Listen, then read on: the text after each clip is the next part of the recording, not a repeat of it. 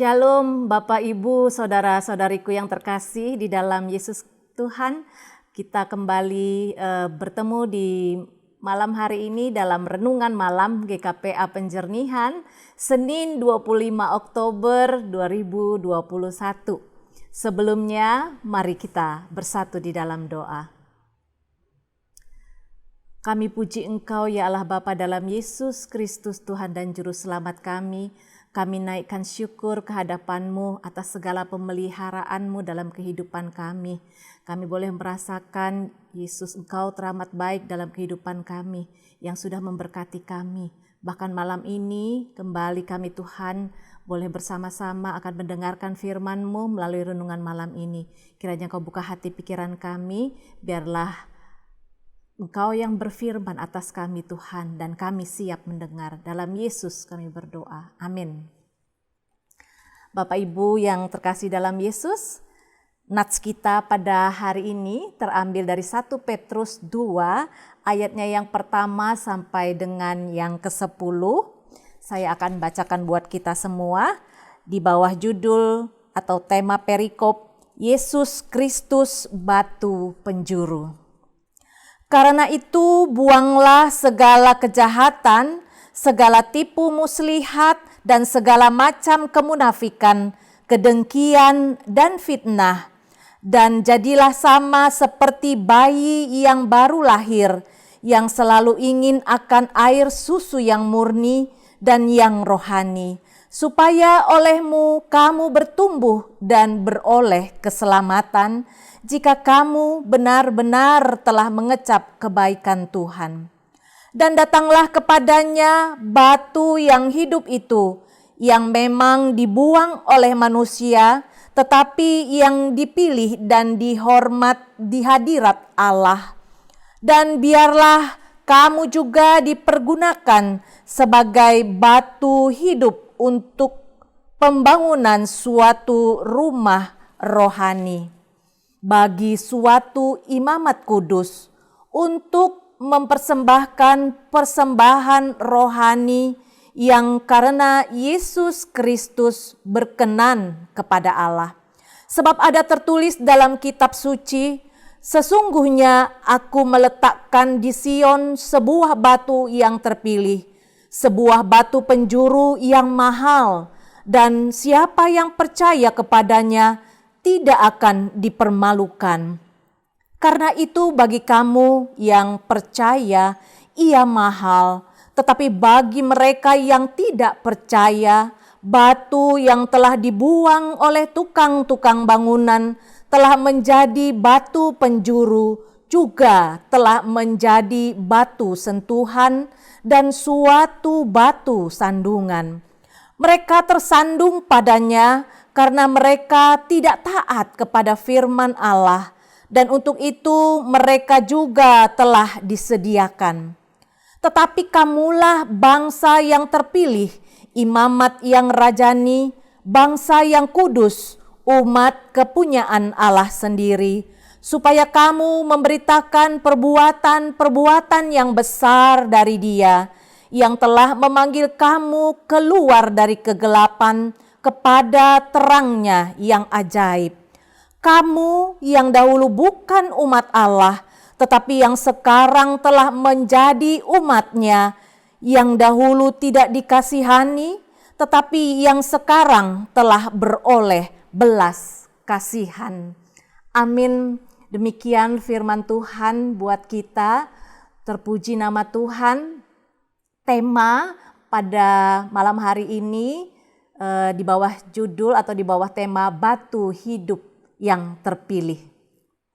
Bapak Ibu, saudara-saudariku yang terkasih, kita tahu batu adalah benda mati.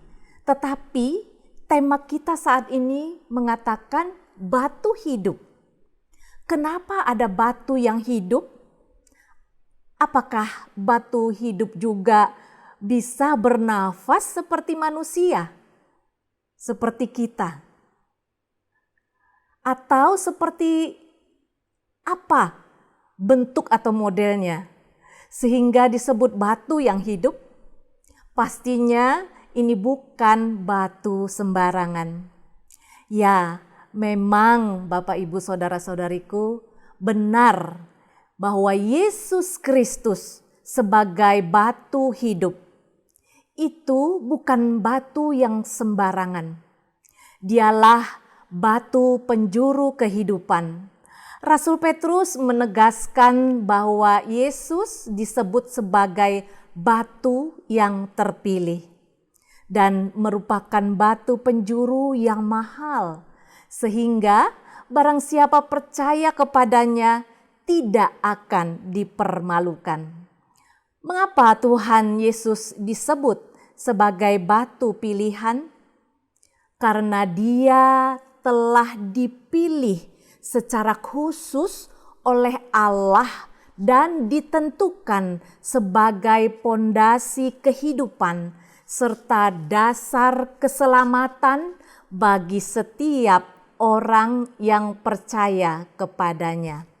Puji Tuhan. Di atas batu yang hidup inilah Petrus mengingatkan jemaat bahwa mereka telah menjadi bangsa yang terpilih, yang dipanggil dari kegelapan masuk ke dalam terangnya yang ajaib.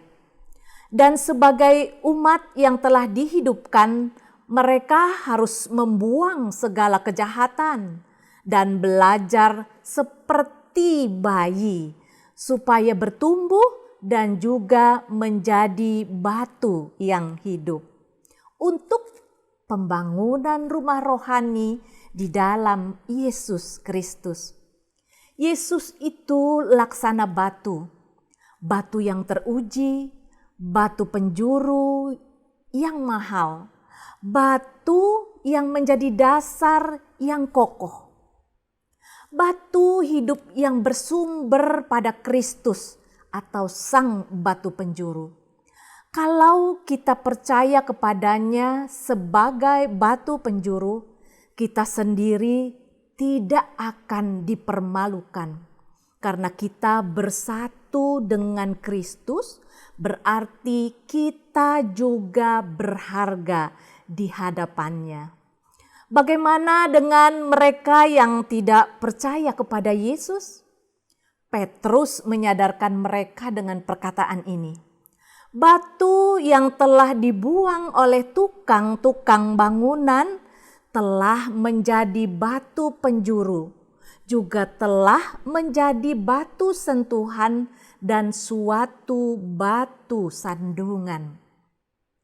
Di luar Kristus yang menjadi batu yang hidup itu, yakinlah atau percayalah, tidak akan ada kehidupan.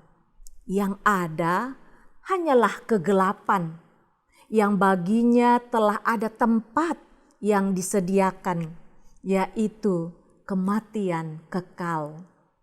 Bapak, Ibu, saudara-saudariku yang terkasih, karena itu kita memiliki tanggung jawab untuk membuang segala kejahatan, untuk menjadi batu yang hidup, untuk pembangunan rumah Kristus.